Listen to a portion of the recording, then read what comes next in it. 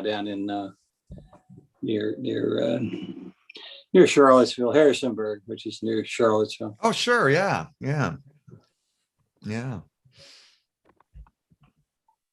Oh, great.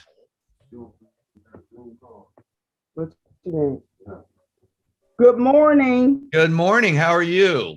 Fine. How are you? Good, thanks. Good. Okay. Thanks, Lina. Hello again. Hi, Diana. Good to see you again. You too. Hello, Lois.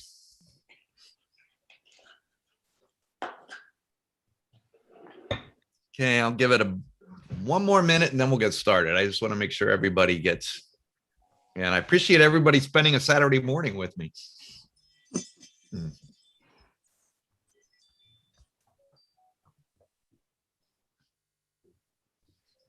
Sorry about that ring notification there. Oh, yeah. You know what? I'm glad you mentioned that. I need to put on turn us off. Need to put on my do not disturb. Yeah. It's always embarrassing when I get a call right in the middle of a class. It's inevitable. Okay, I'm going to go ahead and get us started. And there may be a few people popping in late, but I don't think they'll miss too much. So let me get us started here, and happy to see everybody.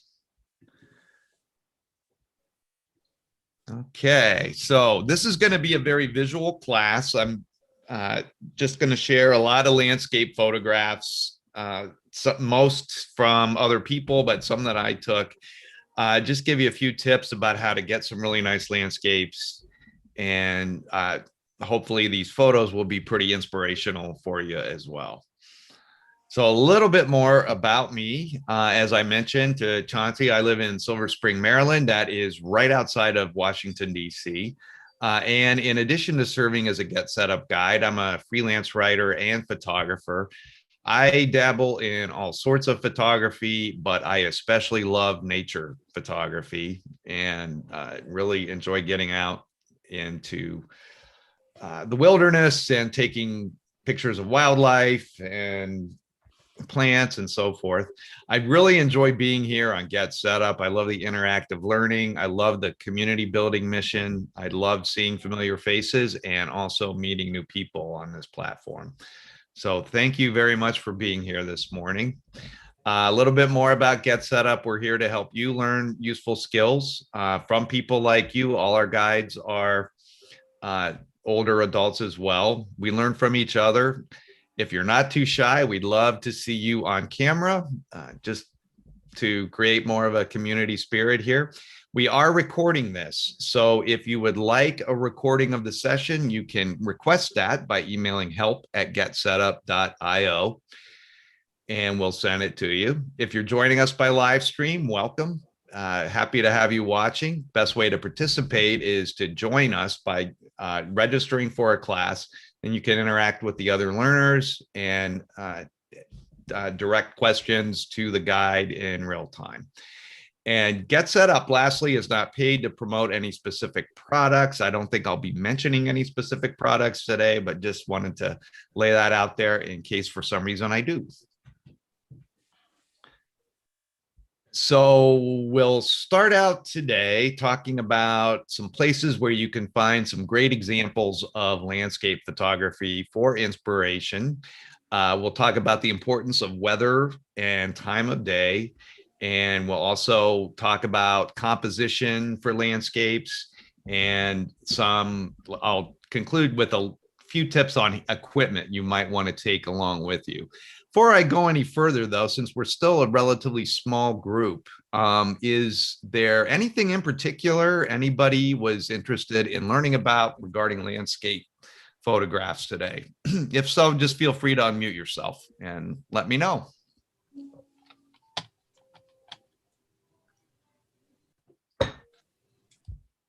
Nothing in particular? Okay. All right. Okay. So a few places to go. We'll start out with this, just to just kind of look around at the different types of landscape photographs that people are taking. You can go to Flickr, which is a long-standing photo sharing site. And a lot of amateur photographers post their pictures on Flickr. It's a great place to just go in, do a search for landscapes, and see some pretty beautiful stuff. 500 Pics is a similar site. Instagram, of course, and in a minute, I'll show you some Instagram followers or Instagram photographers you might want to follow, and I will include those in the class notes I send out afterwards as well. Unsplash and Pexels are both free stock photography sites, but they are also great places to go and just check out some interesting landscape photography. And here is a list of some interesting photographers that I follow on Instagram. They have been rated on some photography websites as some of the best out there. So I've got them listed here. I will send these out in the class notes as well, so you can check out their Instagram pages. Just to let you know that that will be coming. So let's just talk a little bit about light and time of day. And one thing that I really love to do is shoot during the magic hours. And you may or may not have heard of that term, but that tends to refer to sunrises and sunsets. Those are excellent times to take landscapes, but even early morning and early evening work well too. The sun is just at a much more interesting angle, and it can really create some nice dramatic landscapes. And here is just one example of a sunrise shot. A lot of times it's great because you can get mist into the picture as well, along with some really dramatic skies. A lot of color in the sky that sometimes casts out onto water if you're doing that. Even in the snow.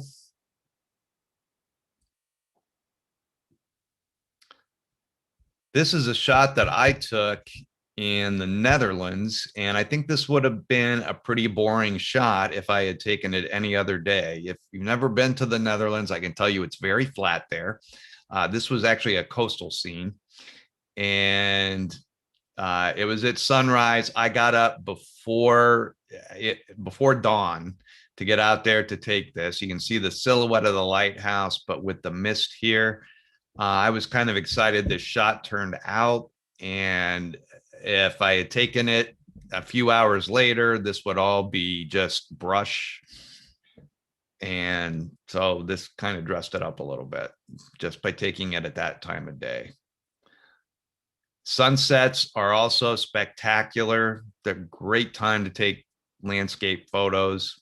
Sometimes the sky almost outdoes the land itself, but that can be okay. This is one I took in California, Northern California. Just other examples in the desert can be an incredible opportunity to take some pretty dramatic sunset pictures. I remember being in New Mexico and just being bowled over by the sunsets there. So these are just a couple of other examples. And sometimes you get skies this colorful. It's just amazing. And then there are nighttime photographs, and those are a little more challenging. If you're using a smartphone, you always have the flash there, but you can also, which isn't going to do that great of a job for photographs. But if you've got a newer smartphone, I know on the newer iPhones, they do have a night mode, which will give you the long exposure effect and allow you to bring more light into the lens, which can be really nice for a shot at nighttime or a landscape at nighttime. But if you got a digital camera with the capability of doing a long exposure, that's great to use to capture some stars and other moonlit elements in the frame. Again, I mentioned the smartphone cameras with that night mode.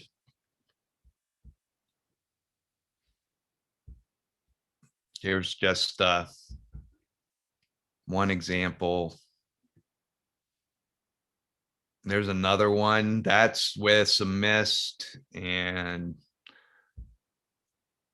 just have a forest like that. Snow is helpful because snow reflects so much light, so it helps to illuminate the landscape.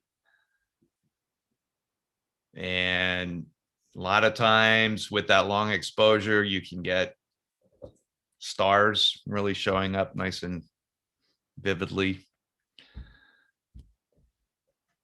And the other thing to keep in mind is to not let rain discourage you or any kind of bad weather. Embrace that rain, snow, sleet.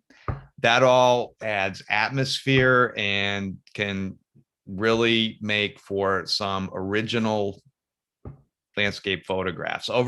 Overcast skies can be visually stunning even, and any time of day that works. Here I like this. It's kind of misty, foggy day and foggy morning probably. And I don't know how exciting this photo would be without that mist, but that really makes it kind of compelling. Snow, I always like to get snow in pictures. And rain, you can see that rain coming down in the background with these dramatic skies here. This is a very flat scape here that you have to work with, but the sky really makes for the picture here.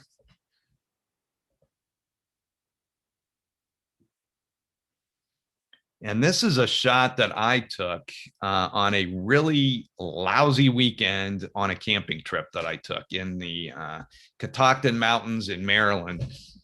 And it rained the entire weekend until Sunday morning, and the rain kind of stopped, but it was still misty and damp and everything like that. But I thought, well, I'm just going to take this. It looks, with that fog, looks kind of interesting. And I ended up printing and framing this shot, and I took it with an iPhone.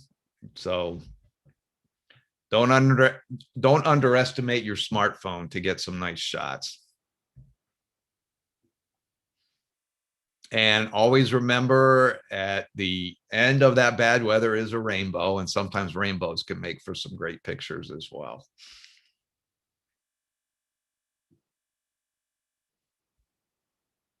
Okay, go through this one next section and then we'll stop and talk a little bit. I can answer some questions.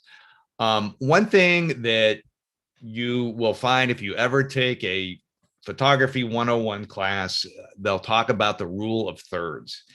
And that essentially means that you are sort of looking through the frame and seeing things almost on a grid, both so that you're looking at everything in threes, both horizontally and vertically. It's almost like a 9-square grid of some sort. And one of the reasons you do that is to, it helps you straighten up the horizon in your shot so you don't have a overly slanted photo. But the other thing it can do is help you keep some things off center, because that can make for a much more interesting composition in a landscape photo. Say here, you've got this little waterfall and rock here that is more over to the right rather than smack dab in the center of the frame. Now, a lot of times it's very instinctive for us to want to just put the main subject of our photo right there in the middle, but try doing the opposite and having it sitting at one side or the other to give it a little bit more of an original look. And you can see this is what I'm talking about with that grid. This is just what you can envision in your head. Some cameras, and I know a lot of smartphones, have a grid mode in the camera settings that you can set up so you can do this. I often will Again, you can see these horizontal lines can help with horizons.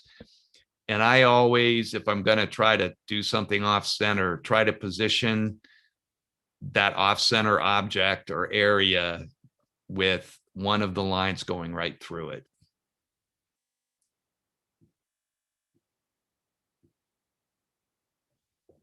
Here you can see it's sort of slanted up this way. Here the tree is, even in a portrait oriented photo, you can have, say, the tree up here toward the upper left corner. Here's a shot I took in Iceland where I kind of put that big hump off center, right, rather than right in the middle. Same here with this bluff here, or cliff, or whatever you want to call it. And this one too, this was also in Iceland, and I put this little barn over more toward the right. It doesn't really take away from the barn, but it just kind of creates a different, more interesting orientation or perspective here. Here's another one where maybe you can put mountains more to the side, or the main most nearest object over to the side. Okay. So I'll stop there for a second and see if there are any questions, observations, thoughts, anything I shared with you. I have a question. Was Iceland cold? Not horribly. I was there in May, so it wasn't that bad. I stopped there on the way to a wedding in the Netherlands. My wife and I did. It's actually one of the most beautiful places I've ever seen. So Oh, okay. I'm a big, I'm not supposed to, as we said, we don't endorse any products or services, but I will endorse Iceland. I agree with you. Actually, it's easier and less cold than Greenland. Yeah. Greenland, we tried 3 times. We only got to land once. Even when the weather we thought was very good, it could change. But Iceland sounds icy, but it was just beautiful. Yeah, it really is. It's a beautiful place. And they have that gap which kept widening. I wish I had taken a picture of that. That was supposed to be, each time we went, it was wider. That's the, I don't know what to call it, but it's like a gap. Yeah, yeah. I can't pronounce half the words in Icelandic where they have the names of different canyons and places, because that's a very interesting language in terms of the spellings and everything. Yeah, but. Yeah, you asked about, why we were coming to the session. And my answer is that I've kind of lost mobility. I'm 85 years old, and I've done photography for a long time, as traveling and that kind of thing. Yeah. But I've kind of lost mobility. So my thought was that I can't traipse around a lot, but I can certainly stand still and take landscape photography, which I've never, frankly, had a lot of interest in. I've been in a lot of places where Monument Valley, and a lot of places, I've got those kinds of what I would tend to call postcard photographs. Yeah. And so I wanted to get inspired to maybe, get out the tripod and try to take more organized and interesting landscape photographs. I've just never given it much thought, and I thought this would inspire me to do that. Yeah, yeah. Well, I hope so. Yeah. Yeah. Okay, well, let me show you some more here. Something else to keep in mind is when you're getting ready to take a shot is to really look in the foreground to see some interesting objects that you can incorporate into the photo. And this is a picture that I really like. I found this on one of those sites I mentioned earlier, but you've got this nice seascape here, or coastal scene, and waves crashing against here and everything. But these rocks in the foreground, I think, just make for a really interesting photo. You've got some interesting texture. It's rather smooth here, with the sun setting in the background. And so those are things to keep looking for. A lot of times you may think, oh, these rocks are in the way, or something's I want to get this out of you, but don't try to do that. A lot of times this actually enhances the photo. Here is another example, just some flowers in the foreground. Here you've got some driftwood, or I don't know if you call that driftwood, but just some wood here in the foreground. Same with some sunflowers here. And even a tree stump or something works pretty well. So always think about incorporating things like that into it. And that can include even trails, things like that. One thing to keep an eye out for are leading lines. And you can find that in the form of paths, sometimes even highways or something like that can make for interesting look in a landscape photo. But here you've got these leading up onto the horizon, which is interesting. Same with a path like this.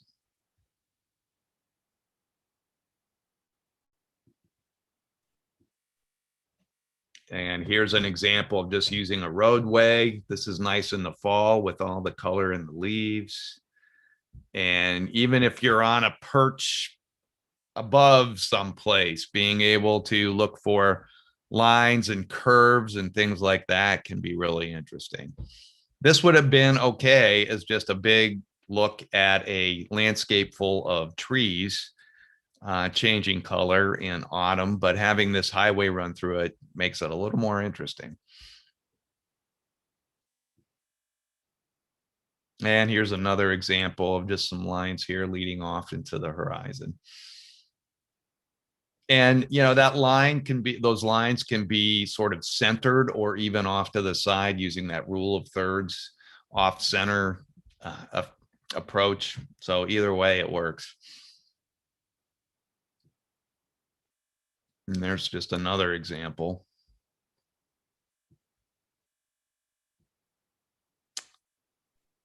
Something else to try out is looking for areas in the foreground to frame your landscape. This can create a really interesting perspective. You can see here in using this little opening here in the rocks to get sort of a rocky scape in the background here is kind of an interesting approach. Utah has a lot of those. Was that Yes, yes, yeah. more? Yeah. Here's another example.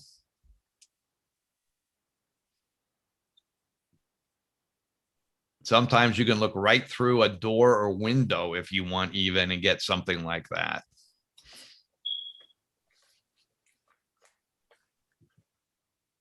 And the frame that you're using, whether that's vegetation or something else, it doesn't even have to necessarily be in focus. You can have your focus right there on the mountain that you're capturing, and this just adds a little bit of interesting effect to it.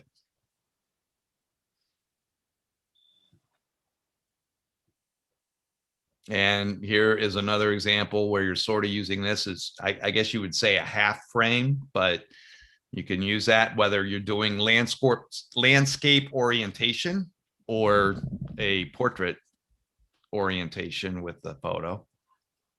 And it can be circular too. It doesn't have to be square in any way. This is kind of interesting. It almost looks like something out of Lord of the Rings or something. Right.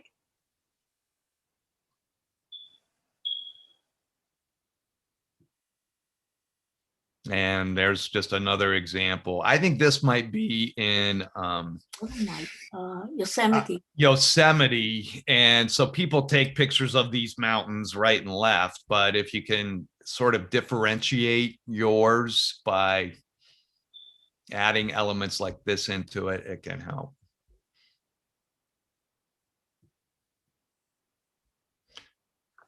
And in the midst of that, it's great to give the viewer of your photo a sense of proportion, a sense of size. And a lot of times the way to do that is to incorporate people or animals into the landscape. They don't have to be necessarily the dominant part, but here you see just the magnitude of what this person is viewing as they stand on this ledge.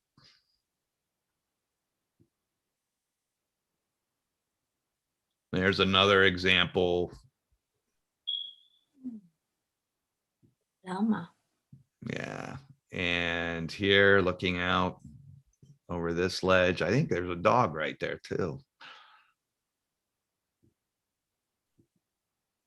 This is one that I took, as a matter of fact, in Yosemite. And you'll see here this climber here. And you really get a sense for just how colossal of a rock this guy is trying to traverse. So I didn't worry about trying to get close or anything like that. I just shot it from afar and left it as is. And this is also from Iceland. And you just get a sense for just how massive some of the mountains are there just by looking at this farm here.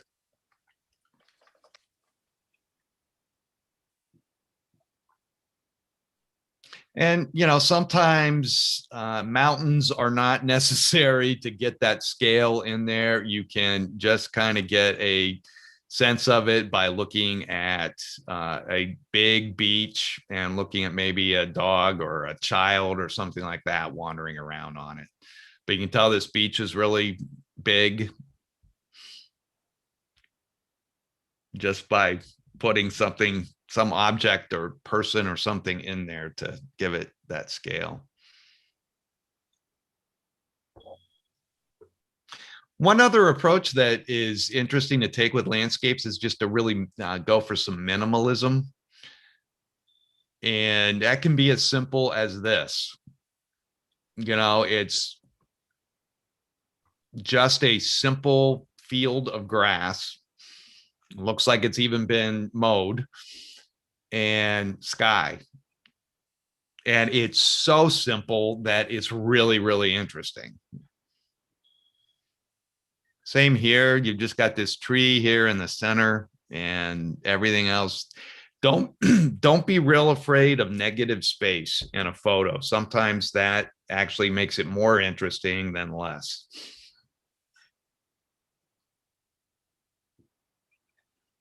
And here's another one that's pretty simple. This one, again, a lot of negative space up here, but that does not take away from the photo at all, I don't think. And this is a really interesting shape here, and you see the two people up at the top, so you're getting that sense of size in there as well.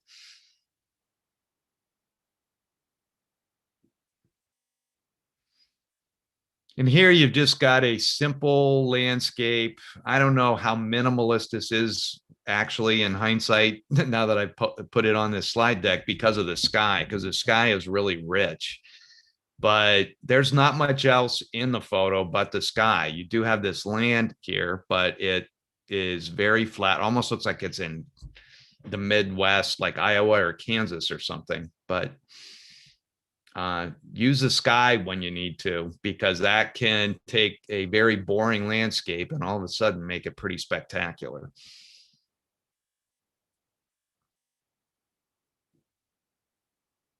And there's just another example. This one just I love because it just seems very smooth.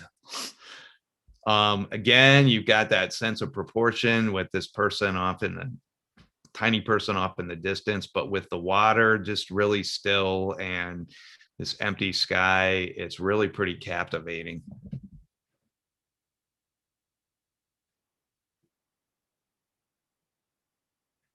Okay.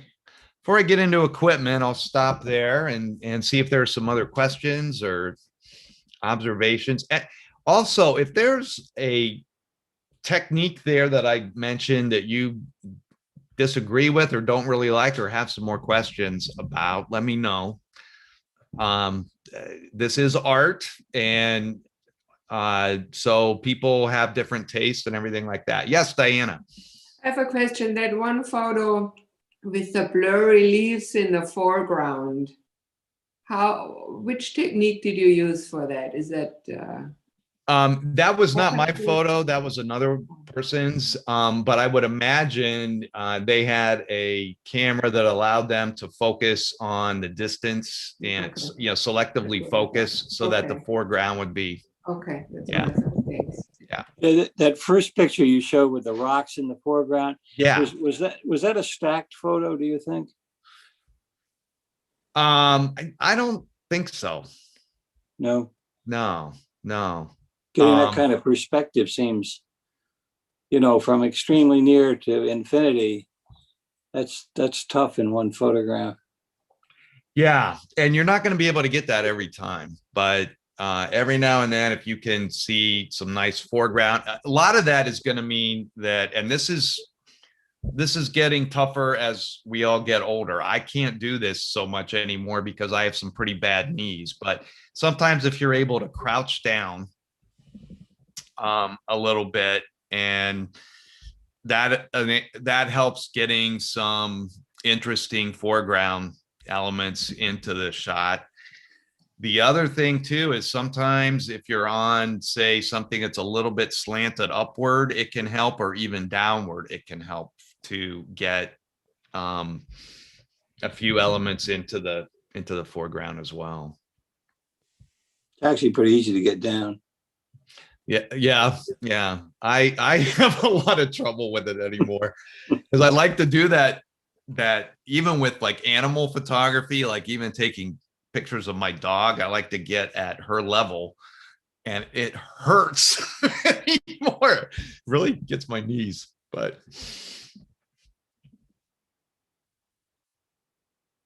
other thoughts or comments? I was thinking if there was time and it's not a rush thing, could use a tripod. I've tried doing that more now. Yeah, in fact, I was just going to go into that next. Yeah, to talk about tripods. Yeah. Well, I just make a comment on getting lower, which when I said you can't be down is easy, you just can't get back up. Yeah. But a lot of these more modern cameras have a tilting screen. The mirrorless cameras. I've got a little Sony. I'm mostly Nikon equipment, but I got a little Sony that has a tilting screen, so you can basically hold that very low and take images out from a lower angle. Yeah. Without literally getting down as low. That is interesting. Yeah, on top of that too, the other thing you can always try is if your camera has a timer on it, you can just sort of bend over and set the camera down and get it at that lower view to and then time it to go off. You have time to get up and let it sit there for a minute as it times out to take the shot itself. So I use that sometimes as well.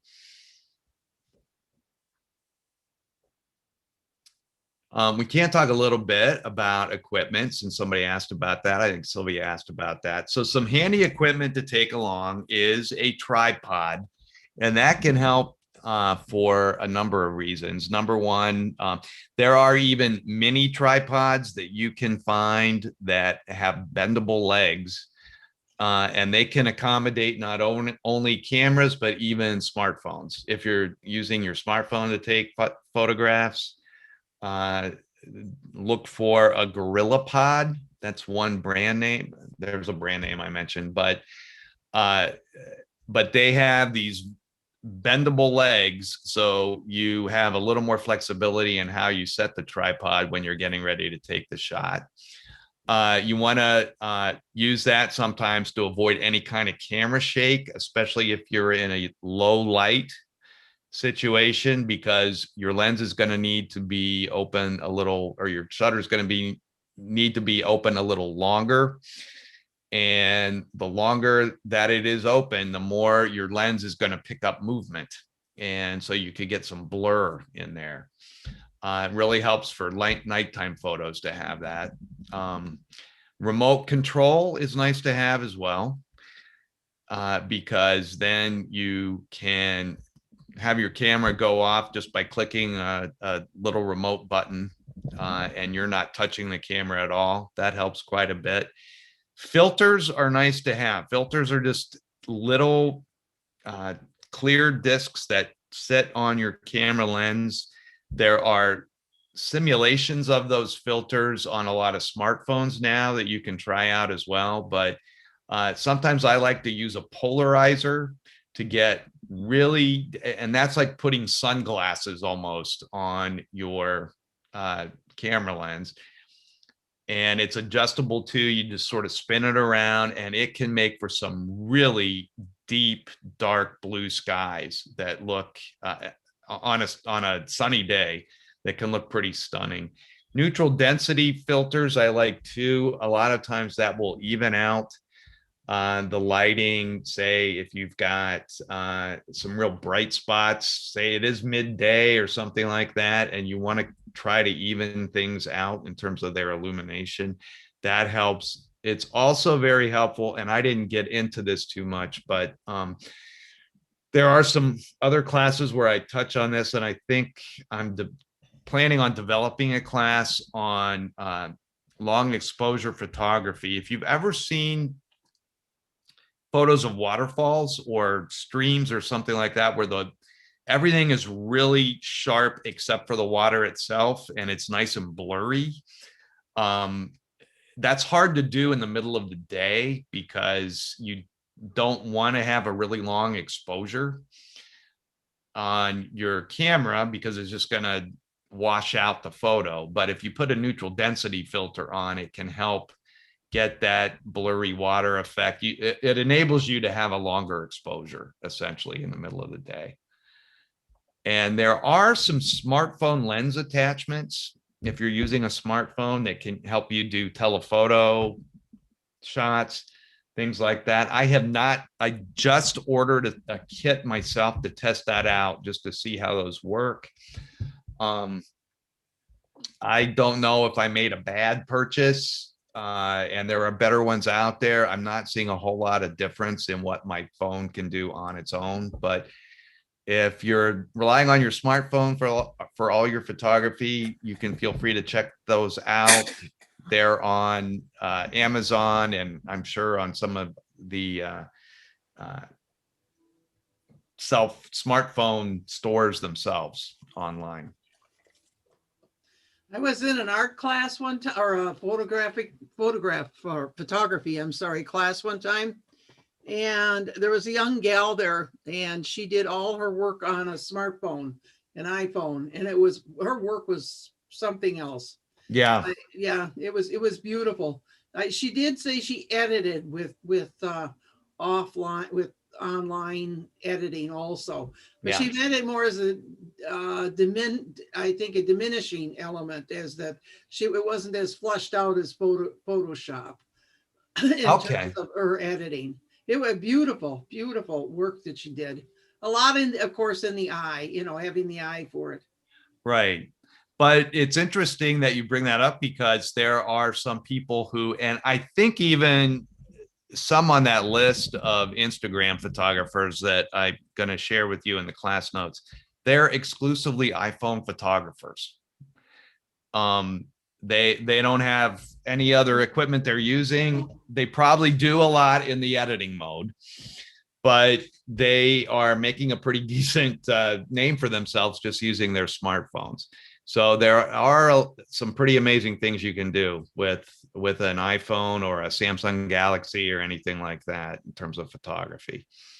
What kind of lenses do? Beg your pardon? What do the lenses do? What are they for? For the smartphone, they will allow you to get presumably to get like a macro shot where you've got a real extreme close-up of, say, a flower or something like that. Or if there's an animal in the distance and you want to use the telephoto attachment, It's To like get a that, Zoom? you can do that like a Zoom. Yeah. Yeah. Thanks. The more current smartphones, they're having more sensitive and cameras. Mm. I don't quite understand it, but my S20 Plus Galaxy has 5 cameras on it. Although I can't control them, it just takes pictures, and they do come up very, very well. Yeah, that's I'm not real familiar with the Samsung phones, but I know like my iPhone has 3 lenses on it. I have an iPhone 11 Pro Max, and I have just built into the phone, I've got a standard for standard photo mode or lens that would be like what you would get with any iPhone, and then I have a zoom lens, and then also an ultra wide angle lens on mine. So I would imagine that before long you're going to have 4 or 5 lenses on the phone when the new models come out, and there may be a macro mode on there for all I know. But it is pretty amazing. They keep adding to the camera capabilities on some of those smartphones every time they issue a new model. So One more question. With the 3 lenses, can you choose which lens you want to use, or do they work all 3 at the same time? you can choose the lens. And Diana, if you remember in the iPhone class earlier where I had that 1x and then 2x and then the 0.5, Yeah. you just put your finger on whichever one you want to use, and it will convert to that lens. So that 2x is actually my zoom lens, and or my telephoto lens, and then the 0.5 would be my ultra wide angle. So because mine has 2 lenses, so I could choose which one. Oh, I didn't. Okay. Yeah. Thank you. Yeah. Oh, is that on the smartphone? Yeah. Mm-hmm. Oh, I didn't know you could do that. They have this in the back, and but I don't see any option in the well, in the options, in the settings. How do you select which lens you want to use? So I'm going to share my phone real quickly and show you. And I don't know if this works on a Samsung, since I don't use a Samsung, but on the iPhone, if I open up my camera, down here, I have, these are my 3 different lenses. So here is my standard lens. This is what it defaults to. I'm not. I thought I was. Sorry about that. That's not showing up, huh? No. My iPhone screen. Okay. Let me try that again. I'm going to stop for a minute and then. All right. Okay. Give me just a second to set this up.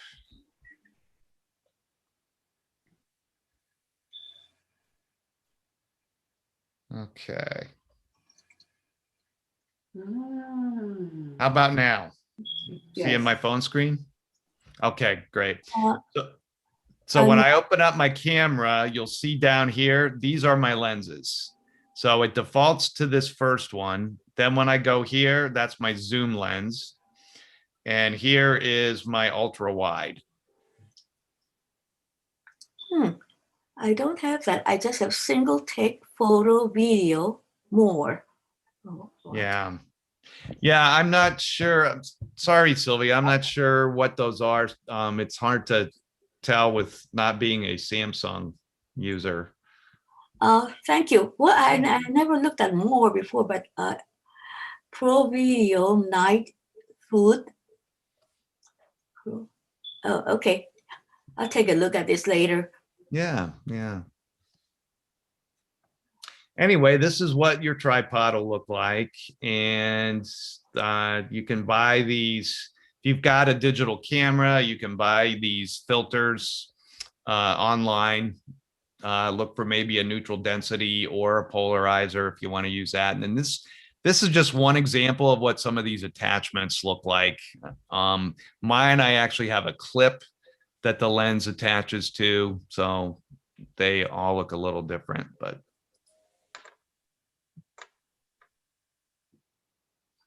Okay. So we have some time for questions before I get into these takeaways. Are there other questions, comments, anything like that? Scott? Yeah, Bruce. Just want to mention with the tripods, I find a monopod is very helpful too. The monopod. Yeah. Mhm. I've used those for event photography sometimes, where I need to have some steadiness to the camera, but I don't have time to keep setting up the tripod. So yeah, that comes in really handy. That's great for travel because you don't have time to set up. And also, usually it's in traveling that we shoot this nature scenes. And the problem is you don't want to carry, especially in long hikes and things like that, or you're catching up with a lot of people. You don't have the. Well, I'm not big, and it's hard to carry all those equipment. Yeah. So so I sometimes carry a light tripod. But then there was one time when there was sudden gust of wind and it blew the whole thing down. Yeah. Which is something you need to be careful about with a tripod, is it can fall over. But yeah, they are increasingly making some equipment that's a lot more portable than it used to be, but it can be pretty cumbersome. That's why smartphones are kind of nice. And the fact that they're so capable, it's nice to have those to just put in your pocket or a backpack or something like that.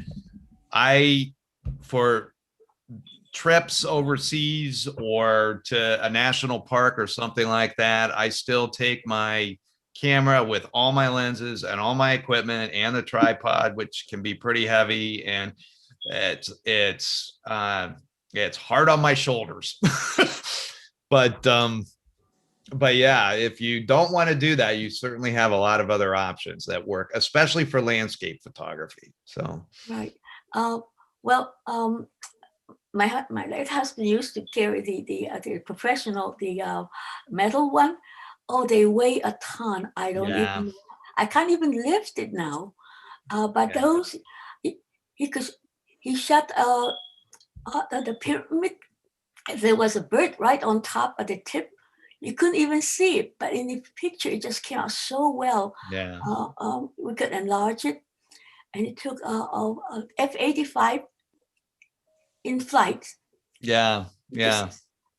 But then those take so long. You really have to know how to use it, because it takes so long to understand, to set the right way, the white something like white thing.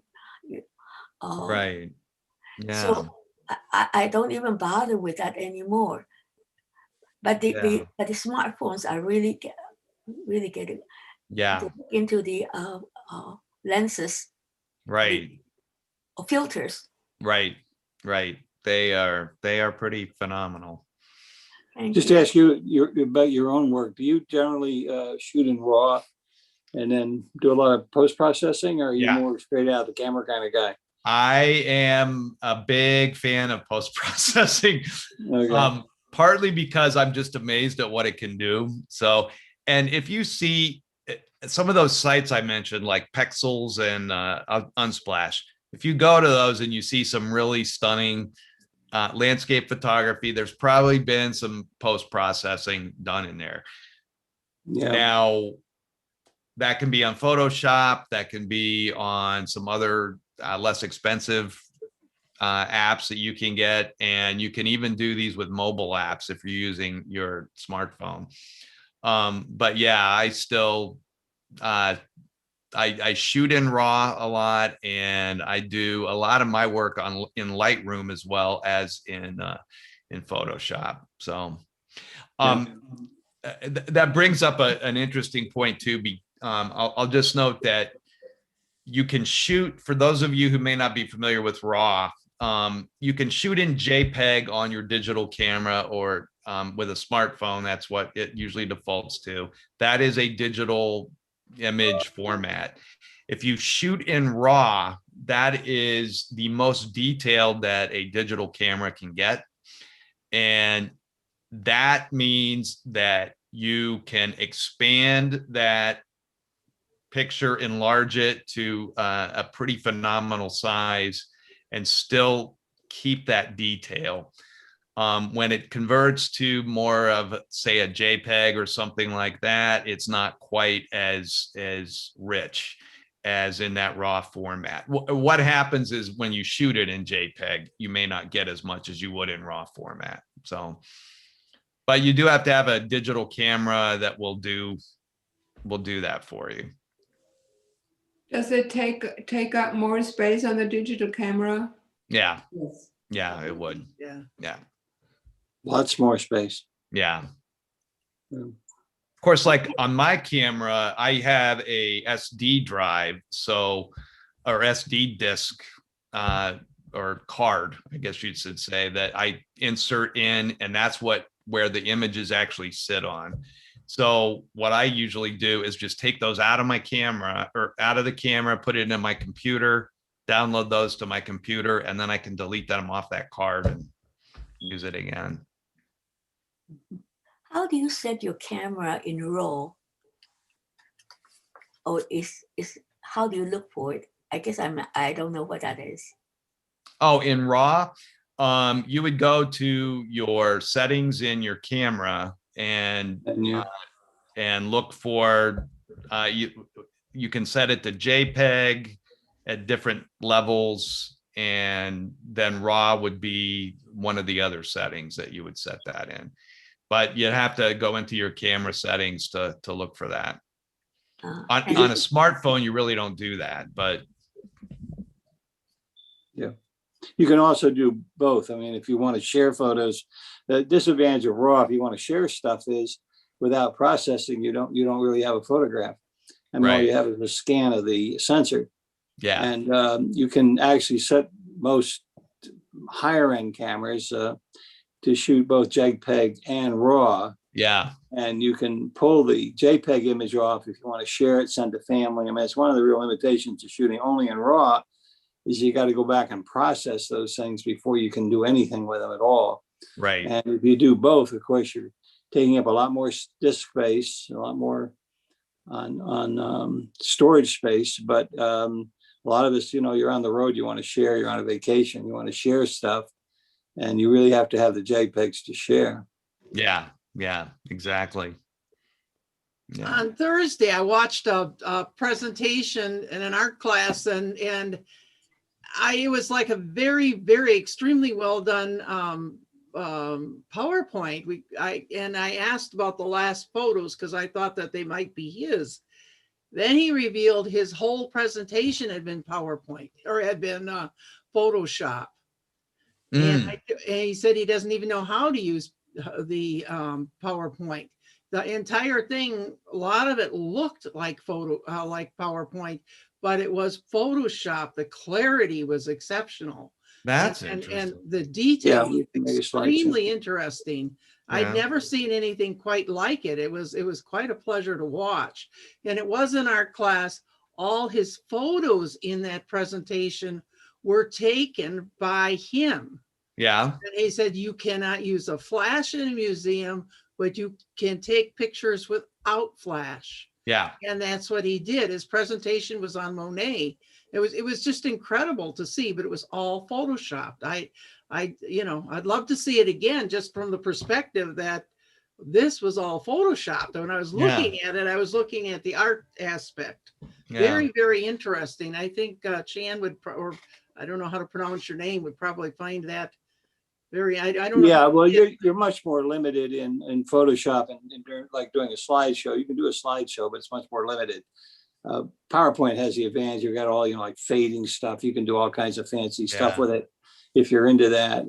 But you can make a show, and you can get very high resolution Right. I've never actually done that. I've done lots of PowerPoint, but yeah, but I think know the you can do. resolution. Yeah, I think it was the resolution that probably was Oh, captured by eye. Yeah. Yeah. Yeah, you lose a lot. Just recently, I scanned somebody sent me something to put on the web, and they set up in PowerPoint for some reason. I don't know why, and I scanned it and I tried to use it, and the resolution was just horrible. Yeah. And I sent it back and I said, make it photo quality. Give me a JPEG because I can't use what you just sent. Right. Yeah. Okay, well, it looks like we are coming up at the end of the hour, so I am just going to wrap up here. Just some key takeaways. Remember to think about shooting during those magic hours. Don't be afraid of inclement weather. There's no such thing as inclement in photography. And remember that rule of thirds. Look for things to put in the foreground when you can. Frame your scenery. Create a sense of scale, and feel free to minimize when you're shooting. And again, it might not be a bad idea to invest in a tripod, some lens filters, and maybe some lens attachments or a lens kit for smartphones. So if you like this class and you end up taking some photos based on what you learn and you're really happy with them, we'd love for you to share them. You can share them on your own social media feed, maybe make a reference to us. Our hashtag is GetSetUp. And you can also always drop a line to Liz on our team. She is Liz at getsetup.io. She's always looking to showcase success stories on our own social media platform. Just some other artistic related classes or classes that are somewhat related to this. We have a nature class on drawing, or drawing class on nature, I guess I should say, coming up. And then since we're talking about landscapes and travel, we have a travel class, slow travel, spend less, but have a richer experience. And my next classes, I'm doing an introduction to Photoshop on Monday morning. If you're interested in learning a little bit about Photoshop, you need to have the actual software. So if you're subscribing to Adobe and you have that, you might be interested in learning a few tips there. And I'm doing another nature photography class, this one focused on wildlife. So if you want to check that one out, that's coming up next week as well. So I'll be sending you some class notes with the takeaways that I just mentioned, and also the ability for you here to recommend the class if you liked it to a friend. You can either do that via Facebook or email.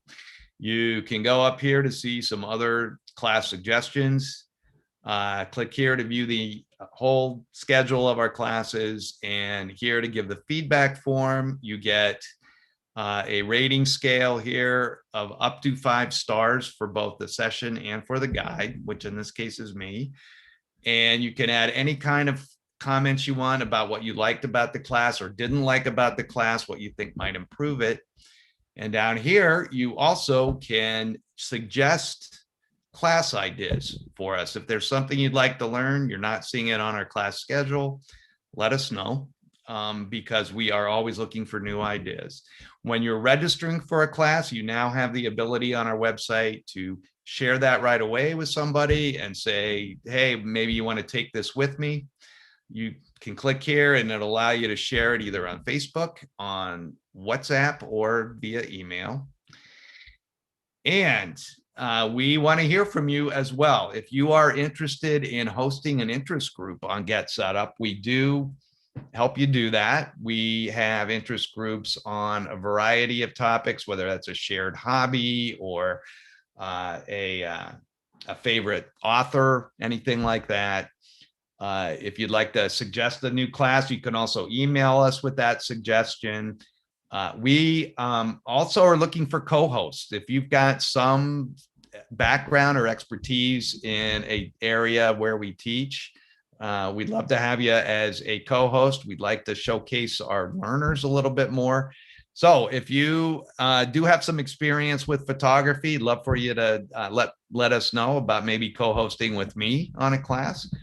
So that's another one where you can just email help@getsetup.io or drop that in the feedback form if you want. If you're a member of an organization and you think there might be some partnership opportunities there with us, let us know via the email. And lastly, if you want to, again, want to request a recording of this session, email us at help@getsetup.io and we'll get that sent to you. So I really appreciate you spending Saturday morning with me, and hope to see you again at some other Get Set Up classes. Thank you. Thank you so Okay. much. Thank you. Thank you. Everybody have a great weekend. Thank you. You had the same. All righty.